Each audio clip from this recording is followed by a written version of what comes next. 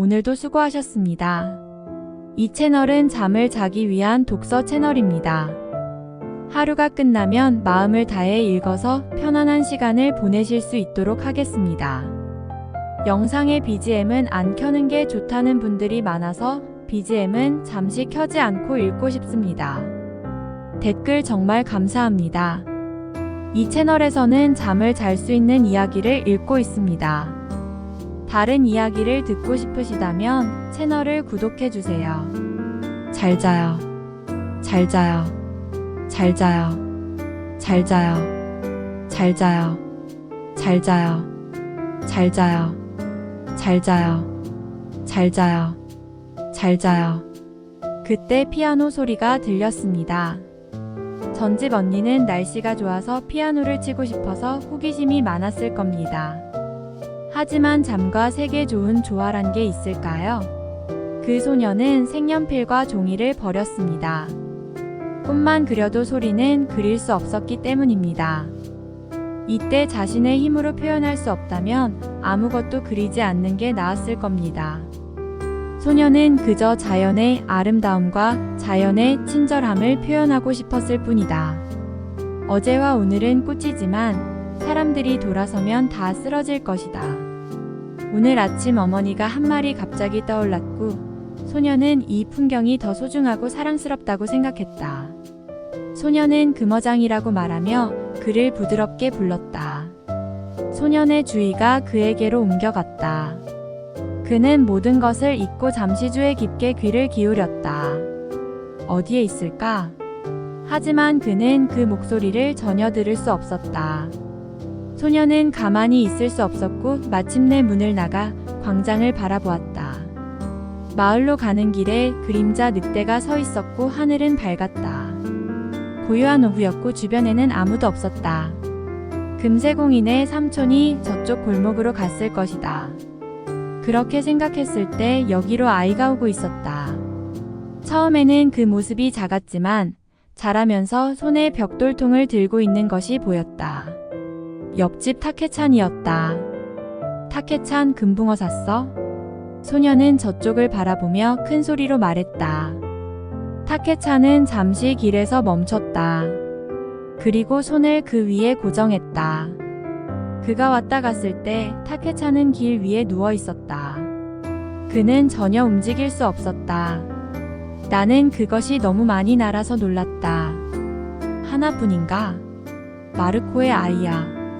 2마리의 짧은 올빼미보다 1마리가 낫다. 서로를 들여다보는 2마리의 머리에서 빛이 튜브 안으로 스며들고 금붕어의 몸은 싱크대에서 금가루처럼 타오른다. 아름답다. 소녀는 감명받았다. 그가 집에 돌아왔을 때 그는 큰 꽃을 보았다. 그것은 아름다운 꽃이었다. 화분에 넣자. 2 사람은 달리지 않고 달려갔다. 왜 그렇게 아름다운 물고기가 있을까? 정말 이상하다. 그날 밤은 또 좋은 달밤이었다. 얇은 천처럼 구름을 가르며 둥근 달이 푸른 하늘로 떠올랐다.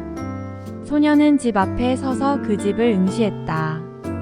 늘 밝았는데 밤이 되면 피아노 아줌마 집 창문은 어두웠다. 감나무 가지에 핀 귤나무도 작은 벚꽃나무로 피어났다. 어느 쪽으로 가는 걸까? 사무실 소녀는 할머니 집에서 이와 같은 약을 사온 기억이 있었다. 할머니는 이미 돌아가셨지만 먼 역에서 출발하는 기차의 기적 소리를 들었다. 외로워져서 집에 들어갔을 때 어머니는 램프 하나 불빛 아래서 일하고 있었다. 전임 누나가 감기에 걸렸을까? 왜? 창문이 어두워진 건 약 냄새 때문일 수도 있다. 바람이 인기가 있어서. 그래서 어머니는 방금 그렇게 말했다. 소녀는 늘 같은 생각을 하고 있었다. 엄마, 지난 봄과 달이 다르고 주변이 너무 타서 놀랐을 거야. 소년이 말했다. 네, 맞아요. 맞아요. 옛날에 전쟁이 있었고 우리는 이렇게 살았다. 평화로운 봄날 저녁, 소가 진정되는 소리가 들렸고 차는 계속 꽤 좋은 향이 났고 노래 AONIOSHI 나러 노미어쿠하 SAKU 해너 노 NMBJN 키 서스피션 나러 노미어쿠하 SAKU 해너 노 NMBJN 굉장한 제목은 마을에서 제안했고 오늘날 이 마을은 이름에서 알 수 있듯이 레브와 마의 장소입니다. 이런 식으로 나라를 좋아한다면 그것을 써야 합니다. 당신이 이해할 수 있도록. 그래서입니다. 지금은 전쟁이 없고 풀이 황무하다는 생각이 슬프고 그것에 대해 생각하는 것은 정말 슬프다. 전쟁이 없기를 바랍니다. 누구나 전쟁의 나쁘고 끔찍한 것을 느낄 수 있지만 그들은 곧 그것을 잊을 것입니다.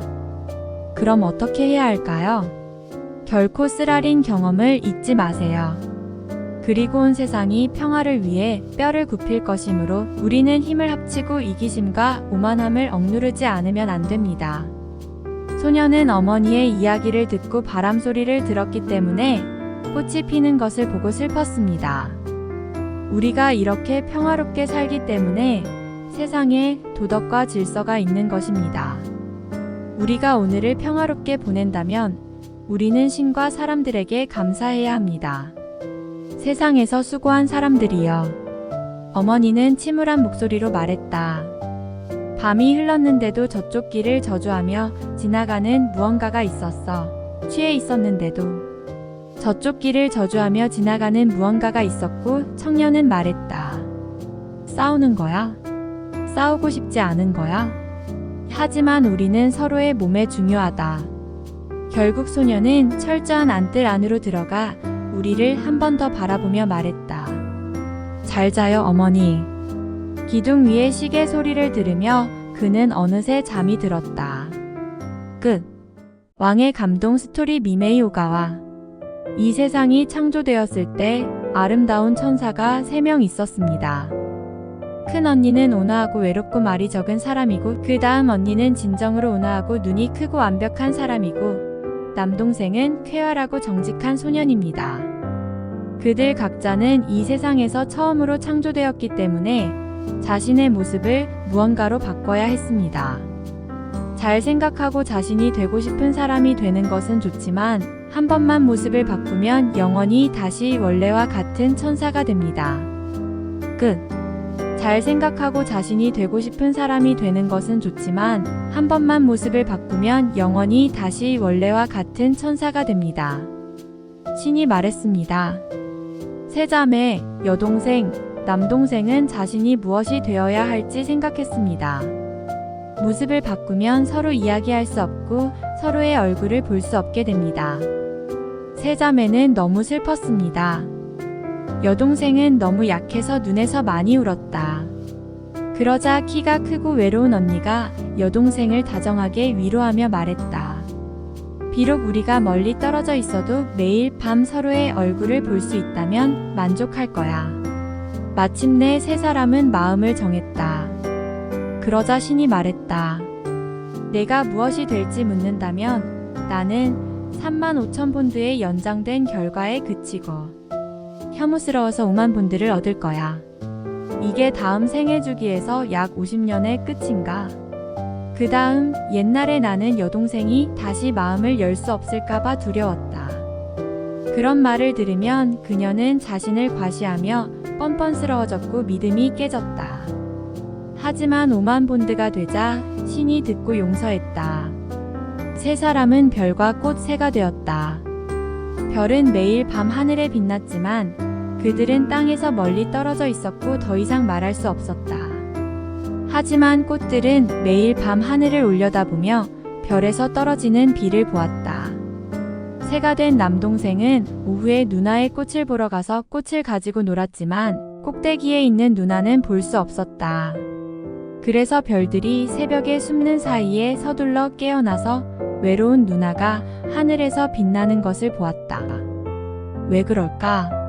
왜 그럴까? 세 사람은 천사였기 때문이다. 서로 너무 가까워서 행복하게 함께 살 수 없었다. 그리고 몇 세기가 지났다. 마침내 이 땅을 다스리는 왕이 있었다. 왕은 매우 부지런했다. 해가 뜨면 일하고 해가 지면 일하고 어두워지면 쉬었다. 부지런한 모든 것이 좋았다.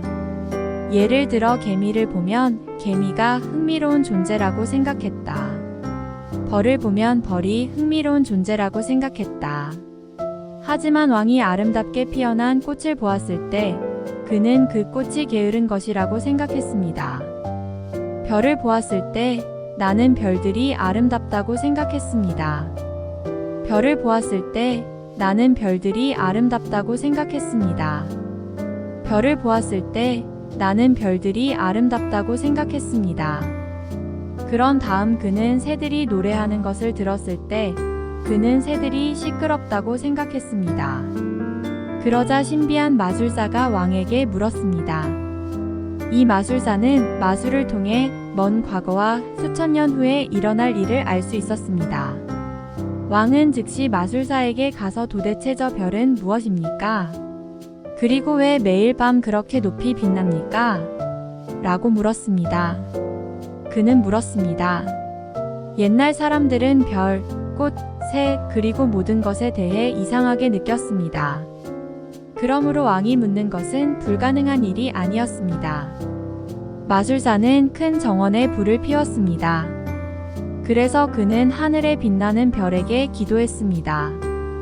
마침내 그가 이렇게 침묵하는 동안 마술사는 이제 저는 많은 외국 행성과 대화할 수 있습니다. 라고 말했습니다.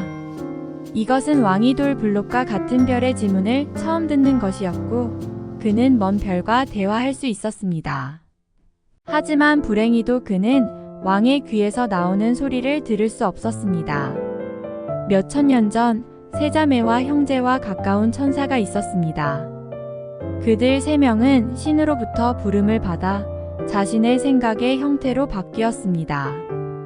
그래서 가장 외로운 입이 적은 자매가 별이 되었습니다. 마술사가 대답했습니다. 왕은 이 말을 듣고 고개를 끄덕였습니다. 하지만 왜 매일 밤 하늘에서 빛나나요? 태양처럼 따뜻한 빛을 보내는 것과는 다릅니다. 달처럼 밤길을 비추는 것과는 다릅니다. 왜 밤에 빛나나요? 왕에게 물었습니다. 그러자 마술사가 별에게 물었습니다. 별이 말했습니다. 별은 마술사를 지나가며 왕에게 왜 별이 되었는지 말했습니다. 왕이 말했습니다. 이 세상에서는 모든 사람이 행복한 것은 아닙니다. 이 세상에는 가난한 사람들도 많습니다. 그리고 가난한 집에서 태어난 아이. 옛날에 긴 꿈이 있었습니다. 신이 남겨둔 아이. 이게 바로 그것입니다. 아버지가 아이를 키우면 아버지는 그를 용서할 것이다. 참 좋은 하루.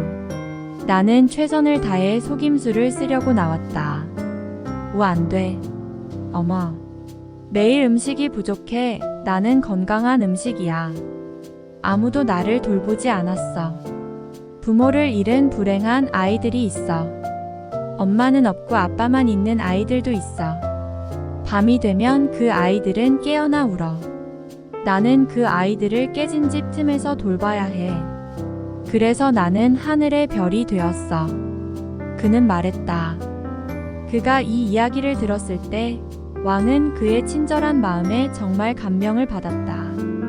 그러고 나서 그는 별들을 멈췄다.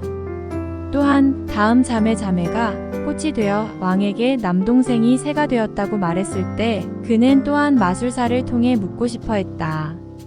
마술사는 아름다운 꽃 앞으로 가서 같은 방식으로 기도했다. 꽃은 마술사를 통해 왕에게 대답했다. 내가 물었다. 자매가 별이 되었을 때 나는 꽃이 되었다. 자매가 별이 되었을 때 나는 꽃이 되었다. 게으른 게 아니야. 아름다운 기모노를 입고. 이 세상에는 인간이 있어. 우리는 서로를 위로해. 다시 찾아갈게. 죽어서 무덤에 가면 찾아갈 사람이 없어.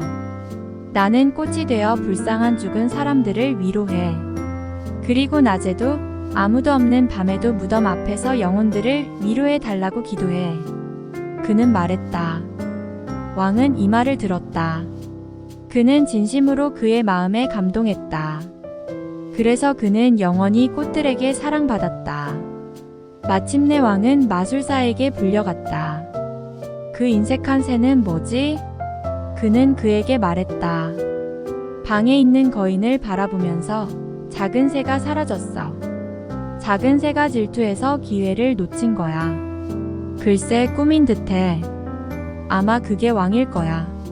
그는 그것을 보자마자 다시 말했다. 이것을 기억해. 어떻게 구할 수 있을까? 그래, 그랬지. 그러자 데이잘은 회색으로 변했다. 그런데 모든 사람들이 기뻐했다. 그는 작은 새가 떠났다. 산을 날아다니며 놀기 위해서가 아니다. 나는 매일 얼마나 많은 여행자가 산과 강을 건너는지 모른다. 그 여행자들은 서둘러 떠나고 있다. 하지만 피곤해서 자주 잠자리에 드는 사람들도 있다. 자식들이 집에 돌아가기를 기다리는 사람들도 있다. 그들 중 일부는 아프고 아들이 곧 집에 돌아가기를 기다리고 있다. 자식들이 집에 돌아가기를 기다리는 노부모도 있다. 그들의 여행자들을 격려하기 위해 나는 이른 아침에 그들을 깨우기 위해 울었다. 그는 말했다. 왕은 그의 남동생이 작은 새가 되었다는 것을 잘 알고 있었다. 그래서 그의 누이, 남동생은 모두 그들이 백성을 위한 것이라는 것을 알고 친구가 되었다. 그래서 그의 누이, 남동생은 모두 그들이 백성을 위한 것이라는 것을 알고 친구가 되었다. 왕은 깊은 감명을 받았다. 왕은 항상 평화의 하인으로 여겨져 왔다. 그리고 수만 년이 지났지만 별과 꽃, 새는 사람들에게 사랑받고 사람들에게 노래되었습니다. 세 자매는 매우 행복했습니다. 세 자매는 그렇게 노래를 불렀습니다.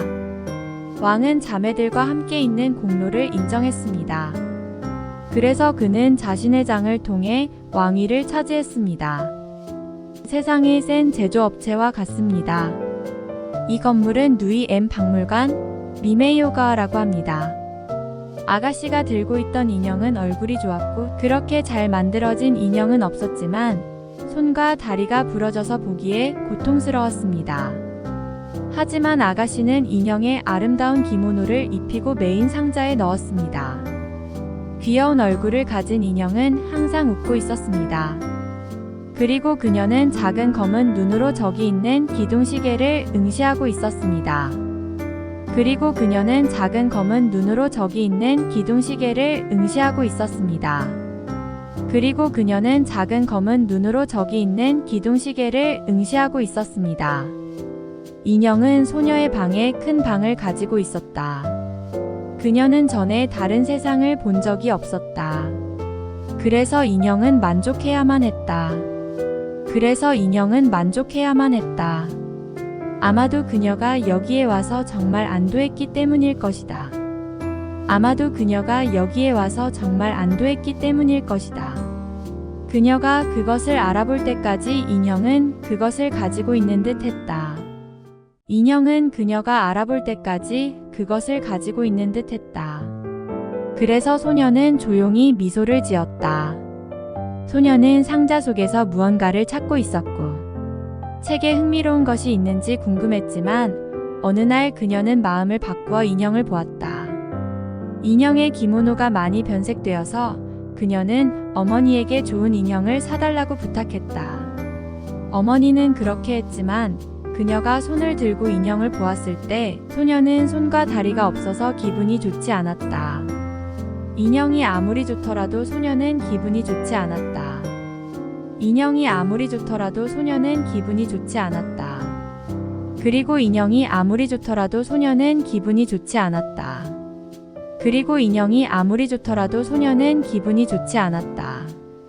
그렇게 말하면서 소녀는 인형을 책상 옆 쓰레기통에 넣었다. 인형은 쓰레기통에 넣어져 반나절 동안 상자 안에 있었다. 그때쯤 그녀는 인형이 인형을 주워 가려고 한다는 것을 알게 되었다. 지금까지 매일 보던 시계는 보이지 않았다. 바구니 안은 어두웠고 너무 좁아서 숨이 막힐 지경이었다. 하지만 그곳에 있는 동안 그리운 젊은 아가씨의 목소리가 노래하는 것을 들었다. 하지만 그녀의 얼굴은 보이지 않았다. 어느 날 하녀가 이 방에 들어와서 주변을 청소했다.